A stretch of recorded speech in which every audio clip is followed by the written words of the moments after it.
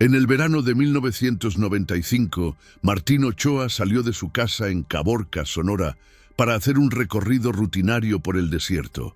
30 años después, regresó al mismo lugar, exactamente igual, sin una arruga, sin una cana, sin un solo día marcado en su rostro, como si el tiempo simplemente lo hubiera olvidado.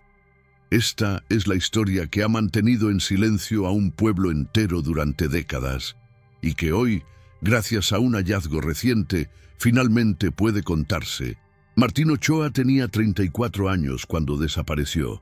Era geólogo de profesión, un hombre metódico y serio que trabajaba para una pequeña empresa minera de exploración. No era alguien dado a la fantasía ni a los excesos. Sus colegas lo describían como reservado, casi invisible. Vivía solo en una casa modesta a las afueras de Caborca, una ciudad del noroeste de Sonora conocida por su calor abrasador y sus extensiones infinitas de arena y piedra. Su rutina era siempre la misma. Despertaba antes del amanecer, revisaba mapas geológicos, empacaba equipo y salía hacia el desierto en su camioneta blanca Chevrolet del 89.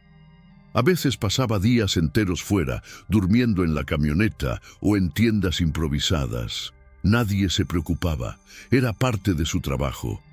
El 23 de julio de 1995, Martín salió como siempre. Llevaba consigo su mochila de campo, brújula, mapas topográficos, una cantimplora grande y provisiones para 4 días. Le dijo a su supervisor que iba a explorar una zona al este de la Sierra del Viejo, cerca de un antiguo lecho seco de río que había mostrado indicios de depósitos minerales. Era una zona árida, despoblada, donde la única compañía eran los cactus saguaro y el viento constante que levantaba remolinos de polvo. Martín conocía bien esos caminos. Había recorrido esa región decenas de veces. No había razón para preocuparse, pero Martín nunca regresó. No ese día, ni al siguiente, ni en los 30 años que siguieron. El desierto de Sonora no perdona. Las temperaturas en verano superan los 45 grados. El sol calcina la tierra y convierte cada piedra en una trampa de calor. La deshidratación puede matar en horas. Los escorpiones, las serpientes de cascabel y los accidentes en terrenos irregulares son riesgos constantes. Cuando Martín no respondió a las llamadas de radio y no regresó al 5.º día, su supervisor contactó a las autoridades. Se organizó una búsqueda. Equipos de rescate, voluntarios locales y hasta un helicóptero de la policía estatal rastrearon la zona durante 2 semanas. Encontraron su camioneta abandonada en un camino de terracería, a unos 30 kilómetros al este de Caborca. Las puertas estaban cerradas con llave. Dentro, todo parecía intacto.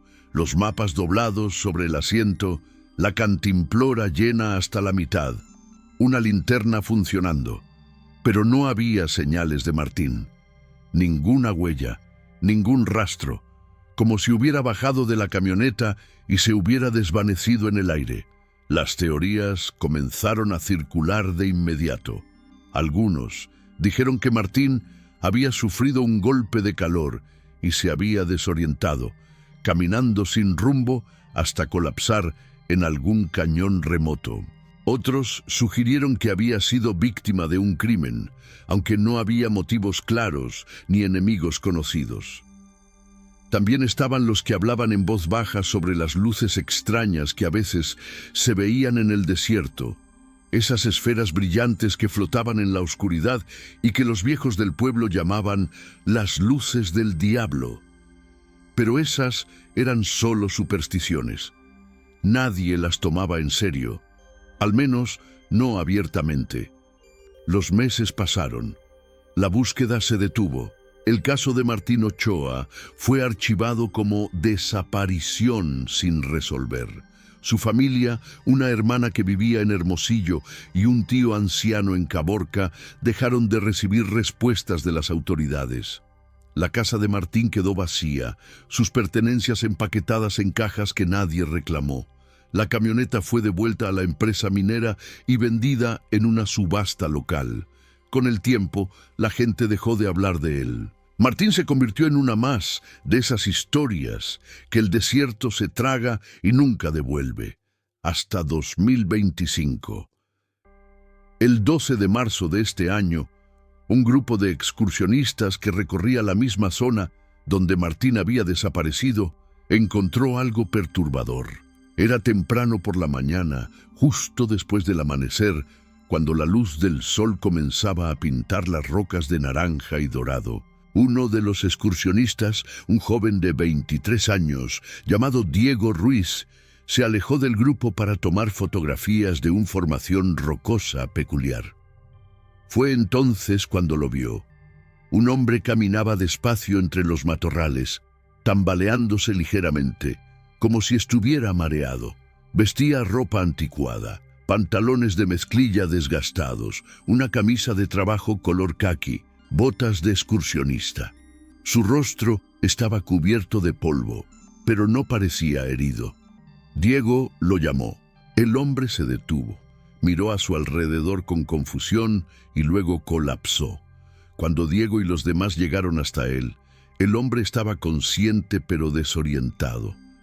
Murmuraba palabras incoherentes, preguntaba qué año era, insistía en que necesitaba regresar a su camioneta. Los excursionistas le dieron agua, llamaron a los servicios de emergencia y esperaron. Mientras tanto, Diego notó algo extraño.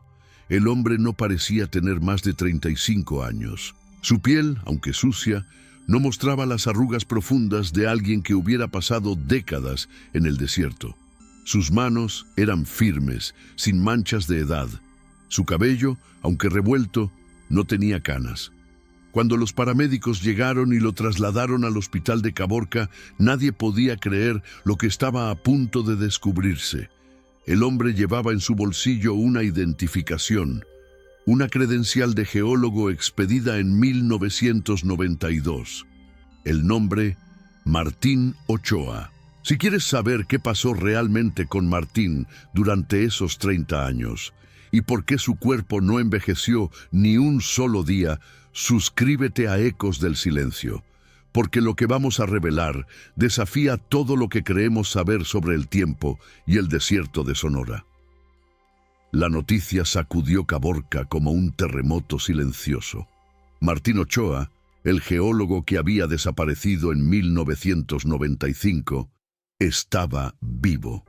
Y no solo vivo, estaba idéntico. Los médicos del Hospital General de Caborca no podían explicarlo. Los exámenes iniciales mostraron que Martín estaba en excelente estado físico. Su presión arterial era normal, su corazón latía con ritmo constante, sus pulmones estaban limpios. No había signos de desnutrición severa, deshidratación crónica, ni daño por exposición prolongada al sol. Era como si hubiera desaparecido ayer y no 3 décadas atrás. Pero lo más perturbador no era su salud, era su edad biológica. Los análisis de sangre, las radiografías, las pruebas de densidad ósea, todo indicaba que Martín tenía aproximadamente 34 años, la misma edad que tenía cuando desapareció. Los médicos revisaron los resultados una y otra vez, pensando que había un error en el laboratorio, pero no lo había. Las pruebas de ADN confirmaron su identidad. Era Martín Ochoa, y su cuerpo, de alguna forma imposible, no había envejecido. La hermana de Martín, Elena Ochoa, viajó desde Hermosillo en cuanto recibió la llamada. Ahora tenía 62 años. Había envejecido naturalmente. Arrugas alrededor de los ojos, cabello gris, una ligera curvatura en la espalda. Cuando entró a la habitación del hospital y vio a su hermano, rompió a llorar. Martín la miró con los ojos llenos de confusión. La reconocía, pero no entendía por qué ella se veía tan diferente. Para él, Elena seguía siendo la mujer de 30 años que había visto por última vez en julio de 1995. Martín no recordaba 30 años de ausencia. Para él, solo habían pasado unas horas. Las autoridades locales, completamente desconcertadas, decidieron interrogar a Martín. El detective Héctor Salinas, un veterano de la policía estatal que había trabajado en el caso original, fue asignado para hablar con él. Salinas, ahora retirado pero llamado de vuelta por la singularidad del caso, se sentó frente a Martín en una sala privada del hospital. Grabó la conversación. Lo que Martín relató en esas 2 horas cambiaría todo. Martín recordaba haber salido de su camioneta el 23 de julio de 1995. Eran aproximadamente las 9 de la mañana. Había estacionado cerca de una formación rocosa que quería inspeccionar. El calor ya era sofocante. Tomó su mochila, cerró la camioneta con llave y comenzó a caminar hacia el este. La zona era plana, con algunos arbustos dispersos y rocas volcánicas oscuras que sobresalían del suelo. No había nada fuera de lo común. Caminó durante unos 20 minutos, tomando notas en su libreta, revisando muestras de suelo. Entonces, algo cambió. Martín describió una sensación extraña, como si el aire a su alrededor se hubiera vuelto más denso. La luz del sol, que antes era clara y brillante, comenzó a adquirir un tono diferente, casi dorado, pero más intenso. El silencio se volvió absoluto. No había viento, no había sonido de insectos, nada. Solo un zumbido bajo, casi imperceptible, que parecía venir de todas partes y de ninguna al mismo tiempo. Martín se detuvo, miró a su alrededor, y entonces la vio. Una estructura. No estaba ahí antes. Martín estaba seguro. Había caminado por esa zona docenas de veces. Pero ahí estaba. Una especie de arco de piedra, perfectamente simétrico, incrustado en una formación rocosa a unos 50 metros de distancia. No era natural. Las piedras que lo componían eran demasiado lisas, demasiado uniformes. Parecían talladas, aunque no había marcas de herramientas. El arco medía aproximadamente 3 metros de alto y 2 de ancho. Y dentro del arco, el aire parecía distorsionado, como cuando el calor crea espejismos en el desierto, pero más pronunciado, ondulante, casi líquido. Martín, impulsado por la curiosidad profesional, se acercó. Sacó su cámara y tomó varias fotografías. Cuando revisó las fotos en la pequeña pantalla digital, notó algo extraño. En las imágenes, el arco no se veía claramente. Aparecía borroso, como si la cámara no pudiera enfocar correctamente. Guardó la cámara y decidió acercarse más. Fue un error. Cuando Martín cruzó el umbral del arco, sintió como si el suelo desapareciera bajo sus pies.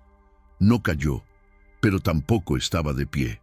Era como flotar en un espacio vacío, sin gravedad, sin direcciones. El zumbido se intensificó hasta convertirse en un rugido ensordecedor. La luz dorada lo envolvió por completo. Martín cerró los ojos, sintió un tirón violento en el pecho y luego... nada. Cuando abrió los ojos, estaba de vuelta en el desierto. Pero algo era diferente. El arco había desaparecido. La formación rocosa seguía ahí, pero no había rastro del arco de piedra. Martín revisó su reloj. Las 10:15 de la mañana. Solo había pasado poco más de 1 hora desde que había salido de su camioneta. Se sentía mareado, confundido, pero físicamente bien. Pensó que tal vez había sufrido una alucinación por el calor. Decidió regresar a la camioneta, beber agua, descansar. Comenzó a caminar de vuelta, pero mientras caminaba, notó que algo no encajaba. El paisaje se veía ligeramente diferente. No podía precisar qué exactamente, pero había pequeños cambios. Un cactus que recordaba ver a su izquierda ahora estaba más alejado. Una roca grande que usaba como punto de referencia parecía más erosionada. Martín se dijo a sí mismo que estaba desorientado, que necesitaba descansar. Cuando finalmente llegó al lugar donde había dejado su camioneta, no estaba ahí. Martín buscó durante horas. Recorrió el área en círculos cada vez más amplios, pensando que tal vez se había equivocado de lugar, pero conocía esos caminos. Estaba seguro de dónde había estacionado. La camioneta simplemente no estaba, tampoco había huellas de neumáticos, nada. Comenzó a entrar en pánico. Revisó su mochila. Tenía agua para unas horas, algo de comida, su brújula. Decidió caminar hacia el oeste en dirección a Caborca. Sabía que si seguía caminando, eventualmente llegaría a alguna carretera. Caminó hasta que el sol comenzó a ponerse. El cansancio lo venció.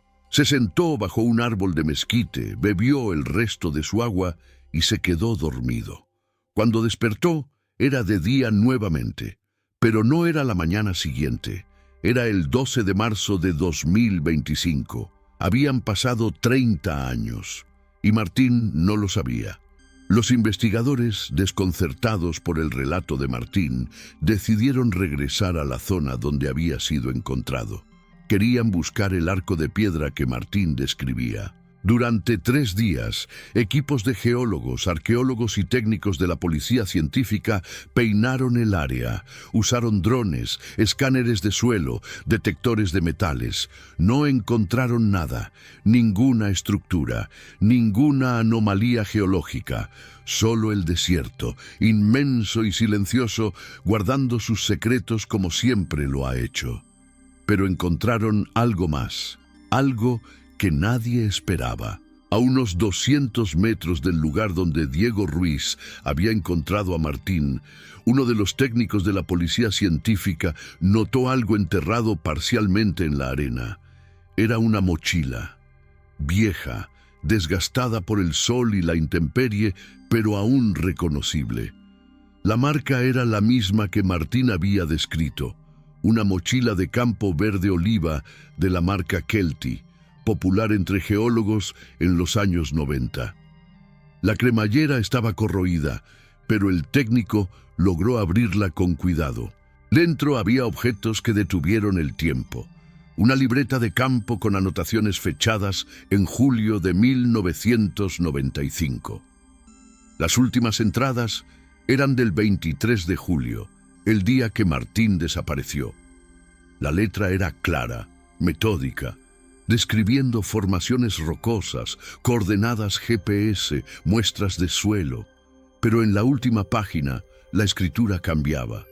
Se volvía errática, apresurada. Martín había escrito algo que nadie esperaba leer. El arco no debería estar aquí. He revisado todos los mapas. No hay registros de estructuras precolombinas en esta zona, pero está ahí, perfectamente preservado. Las piedras tienen marcas, símbolos que no reconozco. Voy a tomar muestras. Voy a cruzar para ver qué hay del otro lado. Si no regreso en 2 horas, alguien debería buscar cerca de las coordenadas 30.47 norte, 112.19 oeste. Esas fueron las últimas palabras que Martín escribió antes de desaparecer. Además de la libreta, la mochila contenía una cámara digital Kodak DC-40, uno de los primeros modelos de cámaras digitales comerciales, lanzado en 1995. La batería estaba muerta, pero los técnicos lograron extraer la tarjeta de memoria y conectarla a un lector moderno. Las imágenes estaban dañadas, pixeladas, pero algunas eran recuperables, y lo que mostraban era imposible. En las fotografías se veía el arco de piedra que Martín había descrito, alto, simétrico, con símbolos tallados en sus bordes. Los símbolos no se parecían a ninguna escritura conocida. No eran glifos mayas ni petroglifos de las culturas indígenas del desierto de Sonora. Eran geométricos, casi fractales, con patrones que se repetían en diferentes escalas. En algunas fotos, el interior del arco mostraba esa distorsión visual, como si el espacio mismo estuviera doblado. En una de las últimas imágenes, se veía a Martín de espaldas, acercándose al arco, a punto de cruzar. Los expertos en arqueología que examinaron las fotografías no pudieron identificar el origen de la estructura. Consultaron con universidades en México y Estados Unidos. Nadie había visto algo así. Algunos sugirieron que podría tratarse de un artefacto antiguo de una civilización desconocida. Otros dijeron que las fotos estaban manipuladas, que eran un fraude. Pero los análisis forenses confirmaron que las imágenes habían sido tomadas en 1995 con esa cámara específica y no habían sido alteradas digitalmente. Mientras tanto, Martín permanecía en el hospital bajo observación médica y psicológica. Los doctores estaban divididos. Algunos creían que Martín sufría de un trastorno disociativo masivo, que su mente había bloqueado 30 años de experiencias traumáticas y que su cuerpo, por alguna razón médica aún no comprendida, había envejecido más lentamente de lo normal. Otros, sin embargo, comenzaban a considerar explicaciones más radicales, explicaciones que la ciencia convencional no podía aceptar fácilmente. El doctor Ramiro Sepúlveda, neurólogo del Hospital General, realizó múltiples resonancias magnéticas del cerebro de Martín. Los resultados eran desconcertantes. La estructura cerebral de Martín era consistente con la de un hombre de 34 años. No había atrofia cortical ni signos de envejecimiento neurológico, pero había algo más. En las imágenes funcionales, ciertas áreas del cerebro mostraban patrones de actividad anómalos. Específicamente, las regiones asociadas con la percepción del tiempo y la memoria espacial estaban encendidas de forma constante, como si el cerebro de Martín estuviera procesando información que no podía integrarse correctamente. El doctor Sepúlveda, en un informe confidencial, escribió: «Es como si el cerebro del paciente estuviera intentando reconciliar dos líneas temporales diferentes, una en la que solo pasaron minutos y otra en la que pasaron décadas. El conflicto está generando una disonancia cognitiva profunda. Elena, la hermana de Martín, visitaba el hospital todos los días. Pasaba horas sentada junto a su hermano, hablándole, mostrándole fotografías de los últimos 30 años, intentando ayudarlo a comprender lo que había sucedido. Martín miraba las fotos con una mezcla de fascinación y horror. Veía a su hermana envejecer en una secuencia de imágenes. Ella en sus 30, en sus 40, en sus 50, ahora en sus 60.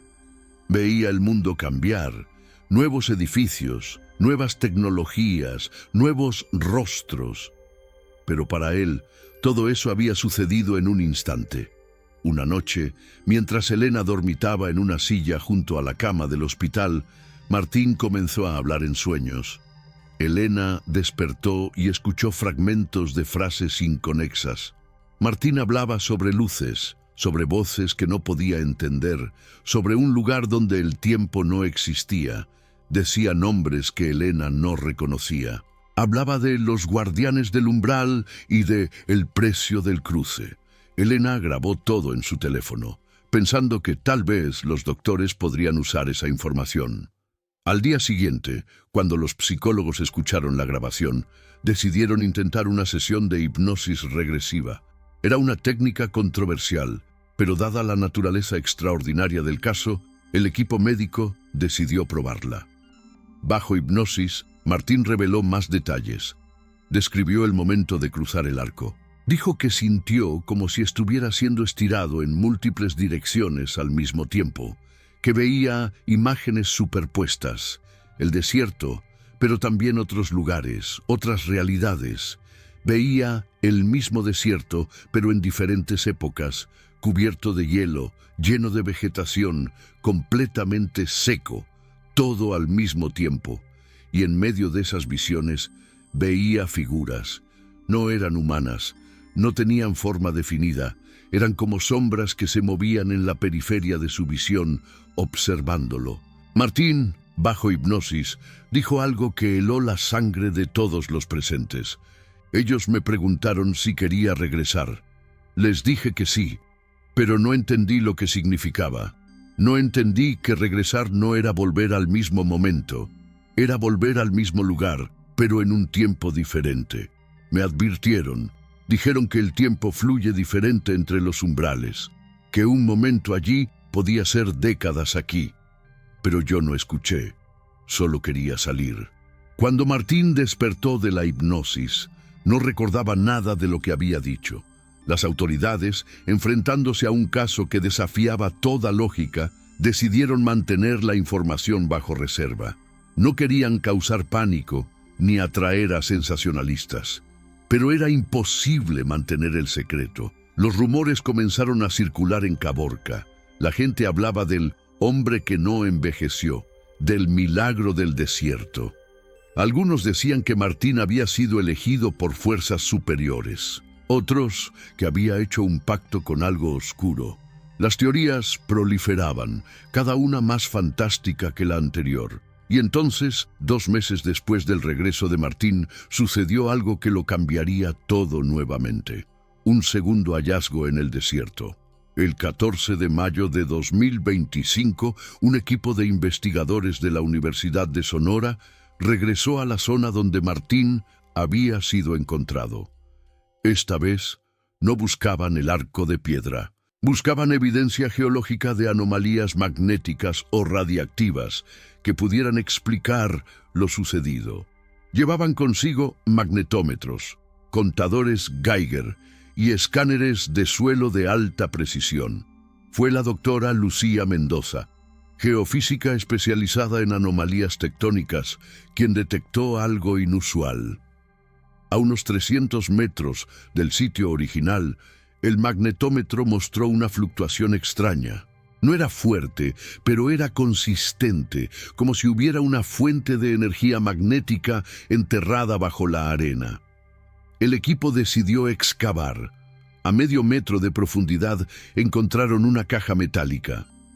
Pequeña, del tamaño de una caja de zapatos, hecha de un metal que no pudieron identificar de inmediato. No estaba oxidada, a pesar de haber estado enterrada durante décadas en un ambiente corrosivo. La superficie era lisa, sin soldaduras visibles, como si hubiera sido moldeada de una sola pieza. Y en la tapa, grabados con una precisión milimétrica, estaban los mismos símbolos que aparecían en las fotografías del arco de piedra. El equipo transportó la caja al laboratorio de la universidad en Hermosillo. Tardaron 2 días en encontrar la forma de abrirla. No tenía cerradura visible, ni bisagras convencionales. Finalmente, usando un escáner de ultrasonido, descubrieron un mecanismo interno activado por presión en puntos específicos. Cuando aplicaron la secuencia correcta, la caja se abrió con un suave clic. Dentro había 3 objetos. El primero era un cristal, transparente, del tamaño de un huevo, perfectamente pulido. Cuando la doctora Mendoza lo sostuvo bajo la luz, el cristal refractaba los colores de forma imposible, creando patrones que parecían moverse dentro de su estructura. Los análisis posteriores mostraron que el cristal tenía una composición molecular que no existía en la naturaleza terrestre.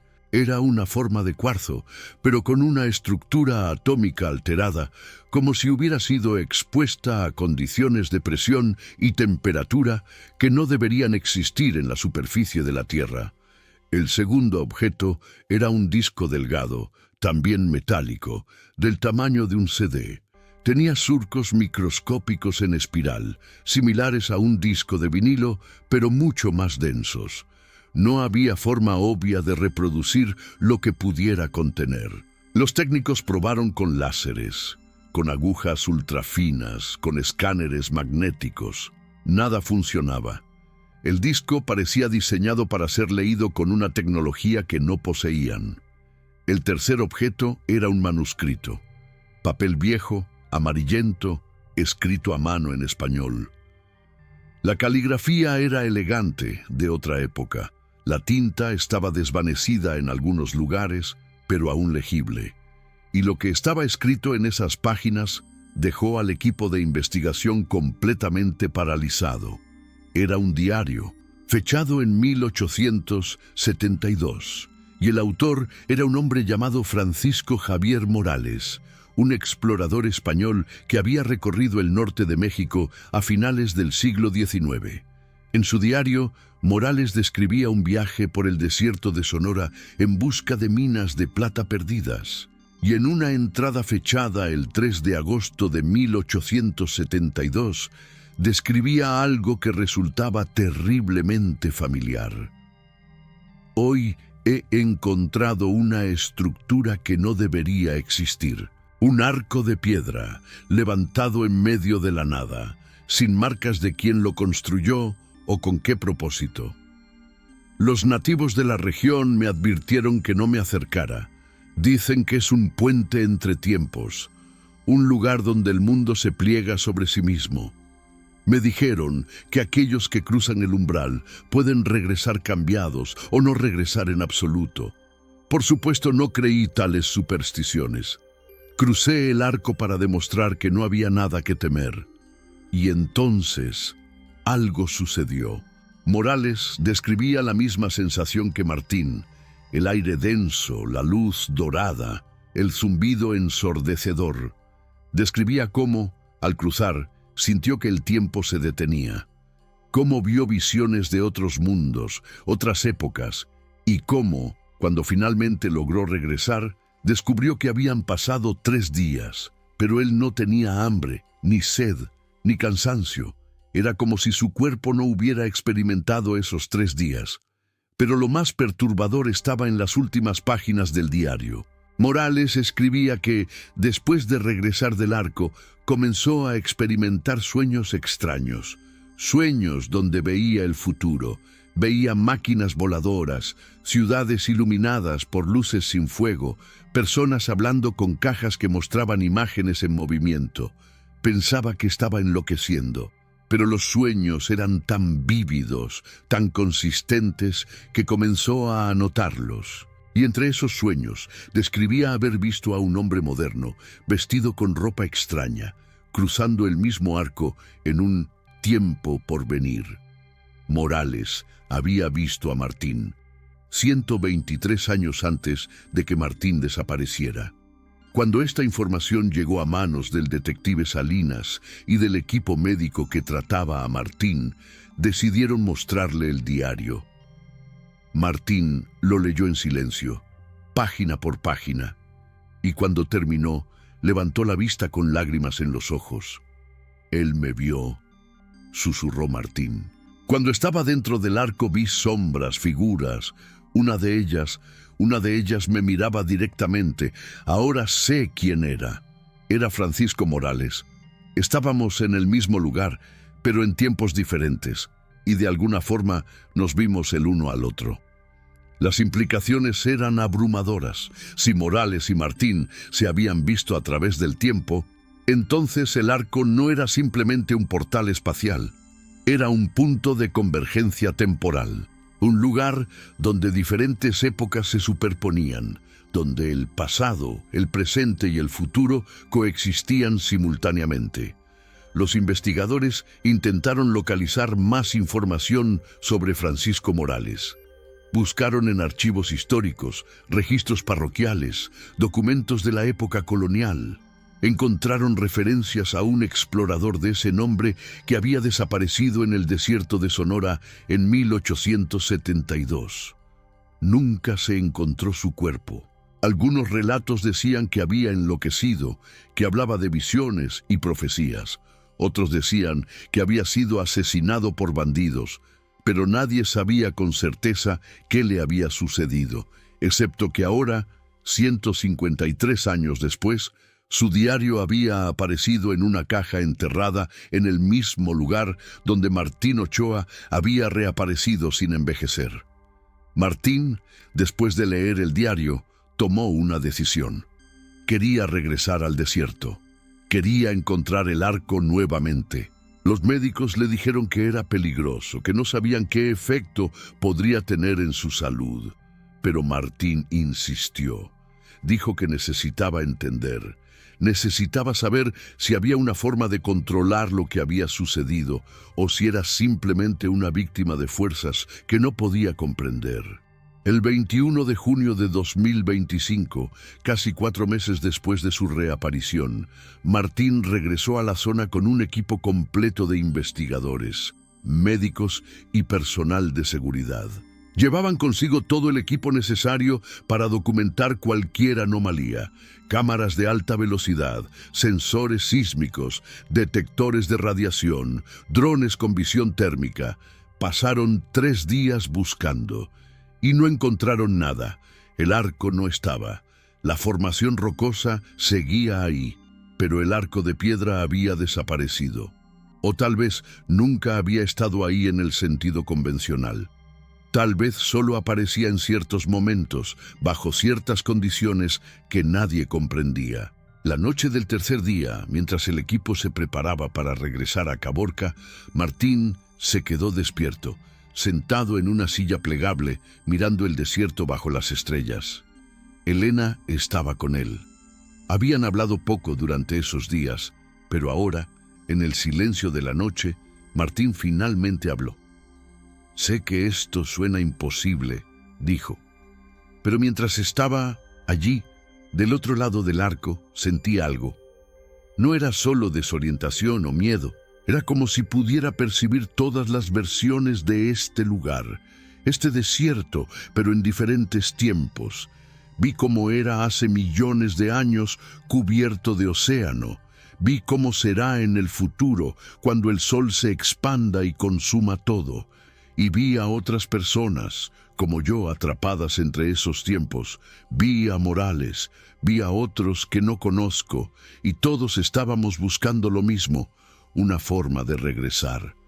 Elena tomó la mano de su hermano. ¿Y encontraste esa forma? Martín asintió lentamente. Sí, pero tiene un precio.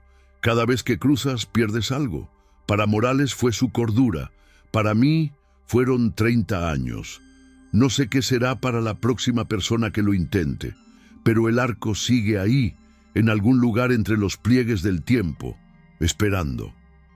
2 semanas después, la caja metálica, el cristal y el disco fueron trasladados a una instalación de investigación clasificada en la Ciudad de México.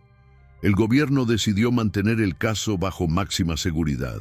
Martín fue dado de alta del hospital y se mudó con Elena a Hermosillo.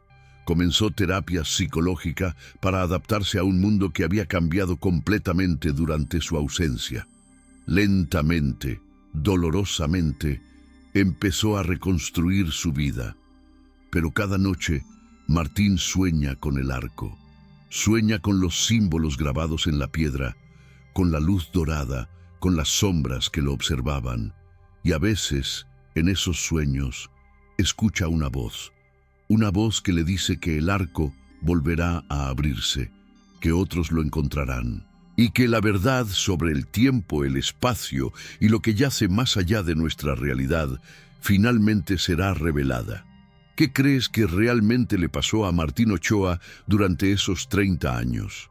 ¿Fue un fenómeno natural que aún no comprendemos? ¿O algo más? ¿Y qué hay de Francisco Morales y los otros que han cruzado ese umbral? Si esta historia te ha dejado pensando, te invito a suscribirte a Ecos del Silencio, porque el desierto de Sonora guarda más secretos de los que imaginamos. Y tal vez, solo tal vez, algún día encontremos las respuestas que buscamos. Activa las notificaciones y acompáñanos en cada investigación.